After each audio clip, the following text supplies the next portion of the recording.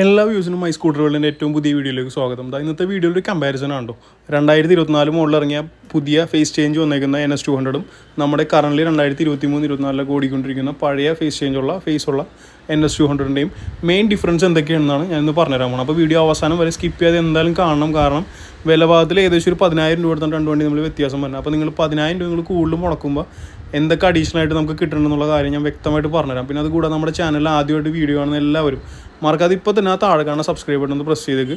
കാരണം subscribe button press ചെയ്ത് നിങ്ങൾ നമ്മുടെ ചാനലിൽ മെമ്പറായാൽ മാത്രമേ ഡെയിലി ഞാൻ അപ്ലോഡ് ചെയ്യുന്ന പുതിയ 2 വീലറും 4 വീലറും ആയിട്ടുള്ള ബന്ധപ്പെട്ട വീഡിയോസ് എല്ലാം തന്നെ കാണാൻ പറ്റുള്ളൂ. അപ്പോൾ നമുക്ക് തുടങ്ങുകയാണ്. ഫ്രണ്ടിൽ നിന്ന് നമുക്ക് ആദ്യം പഴയ മോഡലിൽ നോക്കാം. ഇതാണ് ഫ്രണ്ടിൽ നിന്ന് നോക്കുമ്പോൾ നമ്മുടെ പഴയ മോഡലിൻ്റെ വൈസർ തന്നെ. വൈസറിൻ്റെ ആ വിൻഷീൽഡ് പഴയ മോഡലിൽ നിങ്ങൾ ഒന്ന് ശ്രദ്ധിക്കണം കേട്ടോ. വിൻഷീൽഡ് അതിനോട് ജോയിൻ്റ് ആയിട്ടുള്ള ആ മാറ്റ് ഗ്രേ കളറുള്ള പാട്ടും ഈ രണ്ടും ഈ മോഡലാണ് വരുന്നത്. പിന്നെ അതിൻ്റെ താഴെയായിട്ട് വന്നതാണ് ഹാലജൻ ബൾബ് യൂസ് ചെയ്യേണ്ടുള്ള നമ്മുടെ ഹെഡ്ലൈറ്റ് വന്നത്. ഇപ്പോൾ ഇതിൻ്റെ ഈ ഷേപ്പ് നിങ്ങളൊന്ന് ഓർത്തേക്കണേ. അതിൻ്റെ താഴെ ഹാലജൻ ഹെഡ്ലൈറ്റിൻ്റെ താഴെയാണ് പൈലറ്റ് ലൈറ്റ്സ് വന്നത്. പിന്നെ ഇൻഡിക്കേറ്റേഴ്സും കുറച്ച് വണ്ണുള്ള ഇൻഡിക്കേറ്ററാണ്, പക്ഷേ അത് സെമി ഫ്ലെക്സിബിളാണ്. ഇനി പുതിയ മോഡലിലേക്ക് വരുമ്പോൾ ഫ്രണ്ട് നമ്മുടെ വണ്ടിയുടെ വിൻഷീൽഡ് അപ്പാടെ മാറിയിരിക്കുകയാണ്. വിൻഷീൽഡിൻ്റെ താഴെ ആ ഹെഡ്ലൈറ്റിൻ്റെ പീസും ഫുള്ള് മാറിയിട്ടുണ്ട്. പിന്നെ വാഹനത്തിൻ്റെ ഹെഡ്ലൈറ്റ് ഫുൾ ചേഞ്ചായി, LED ലൈറ്റ്സാണ് നമുക്ക് കിട്ടുന്നത്. ഇപ്പോൾ ഈ ഡിമിനലിൻ്റെ ഷേപ്പിൽ കാണുന്നത് വാഹനത്തിൻ്റെ പൈലറ്റ് ലൈറ്റ്സ് ആണ്, അല്ലെങ്കിൽ ഡേ ടൈം റണ്ണിങ് ലൈറ്റ്സ് എന്ന് പറയുന്ന ഐറ്റമാണ് കാണുന്നത്. ഇതാണ് വാഹനത്തിൻ്റെ ഹെഡ്ലൈറ്റ് വരുന്നത്. ഫുൾ വൈറ്റ് കളർ ലൈറ്റാണ് നമുക്ക് ലഭിക്കുന്നത്. അതും LED ആണ്, മൾട്ടിപ്പിൾ സ്ട്രിപ്സ് യൂസ് ചെയ്തിട്ടുള്ള LED ആണ് നമുക്ക് കിട്ടുന്നത്. അപ്പോൾ അതുകൊണ്ട് ബൾബ് പെട്ടെന്ന് കേടാവില്ല. പിന്നെ KTMൻ്റെ സീരീസിൽ വരുന്ന സെയിം ടു സെയിം ഇൻഡിക്കേറ്റർ നമുക്ക് ലഭിക്കുന്നുണ്ട്. നമ്പർ പ്ലേറ്റ് മൗണ്ട് ചെയ്യണ ക്ലാമ്പും നമുക്ക് ലഭിക്കുന്നുണ്ട്. ഈ നമ്പർ പ്ലേറ്റ് മൗണ്ട് ചെയ്യണ ക്ലാമ്പ് രണ്ട് മോഡലും സെയിം ആണ്.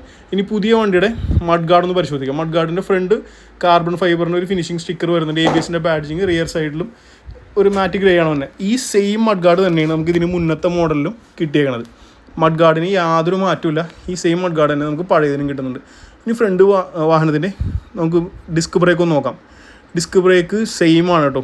ആ same to same 250 mm disc brake ABSൻ്റെ റിങ്ങും വരുന്നുണ്ട്. പുതിയ മോഡലിലേക്ക് വരുമ്പോഴും സെയിം ഡിസ്ക് ബ്രേക്കിൻ്റെ 250 mm വലിപ്പമുള്ള റിങ് വരുന്നുണ്ട്. പിന്നെ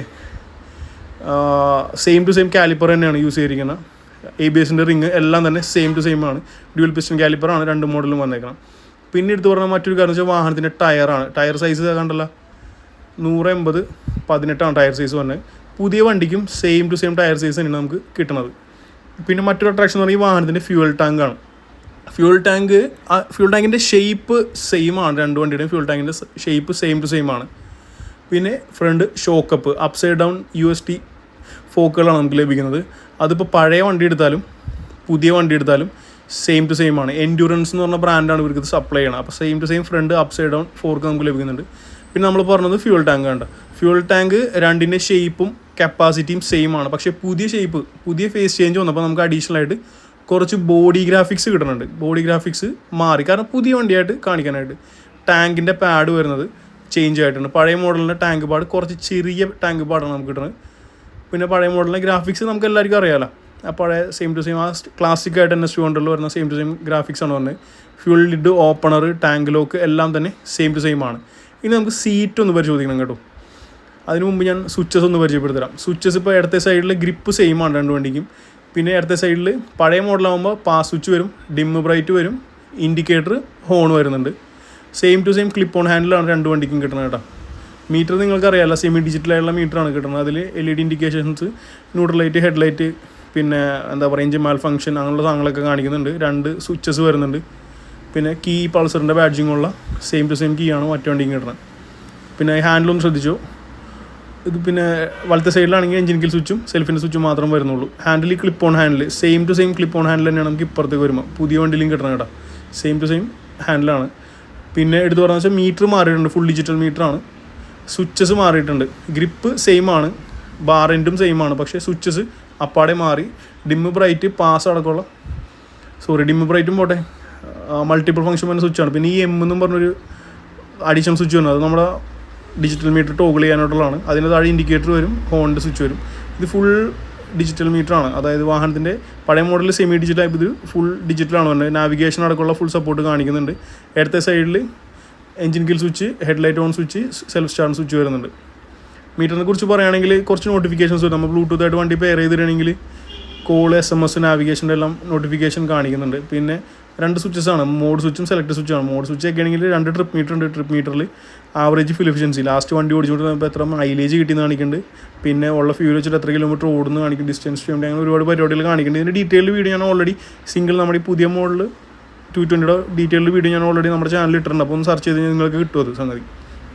പിന്നെ എടുത്ത് പറയാൻ മറ്റൊരു കാരണം വെച്ചാൽ വാഹനത്തിൻ്റെ സീറ്റാണ്. സീറ്റ് നിങ്ങൾ കണ്ടല്ലോ, അതെ ഈ സെയിം ടു സെയിം സീറ്റ് തന്നെയാണ് പഴയ വണ്ടിക്കും കിട്ടുന്നത്. സീറ്റൊന്നും മാറിയിട്ടൊന്നുമില്ല. സീറ്റ് സ്പ്ലിറ്റ് സീറ്റ് കിട്ടുന്നുണ്ട്. അത് കൂടാതെ ഗ്രാബ് റെയിൽ, റിയർ ഗ്രാബ് റെയിലില്ലേ, റിയറിലെ പേഴ്സൺ ഇരിക്കാനുള്ള പിടിച്ചിരിക്കാനുള്ള grab rail same to same ആണ് കേട്ടോ.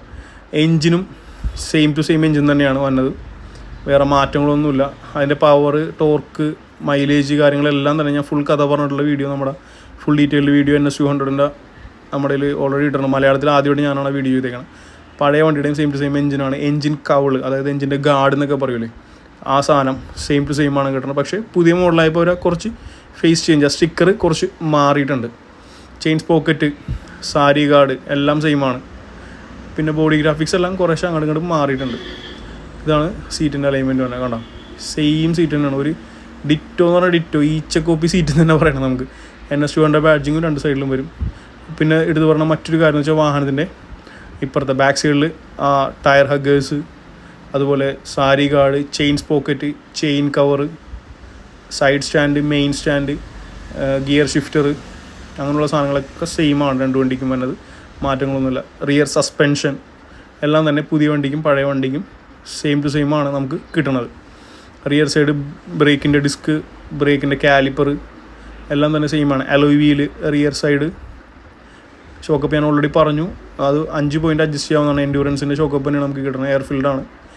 റിയർ ഇൻഡിക്കേറ്റർ മൗണ്ട് ചെയ്യണ ക്ലാമ്പുകൾ, പിന്നെ റിയർ നമ്മുടെ സ്റ്റോപ്പ് ലൈറ്റ്, എന്താ പറയുക, rear side LED stop light, പൾസറിൻ്റെ ക്ലാസിക് ആയിട്ട് same to same stop light തന്നെയാണ് നമുക്ക് രണ്ട് മോഡലും കിട്ടുന്നത്. റിയർ LED ടെയിൽ ലൈറ്റ്സ് മാറിയിട്ടുണ്ട്. KTM സീരീസിലുള്ള ടെയിൽ ലൈറ്റാണ് നമുക്ക്, ടെയിൽ ലൈറ്റ് എന്നല്ല, ഇൻഡിക്കേറ്റർ ലൈറ്റ്സാണ് മാറിയേക്കണം. ബാക്കി വലിയ വ്യത്യാസങ്ങളൊന്നുമില്ല. ഈ പുതിയ വണ്ടിയിലേക്കും tyre hugger, disc brake, alloy വീലിൻ്റെ ഡിസൈൻ എല്ലാം സെയിമാണ്. അലോയ് വീലിൻ്റെ കളർ ചെറുതായിട്ടൊന്ന് മാറ്റിയിട്ടുണ്ട്.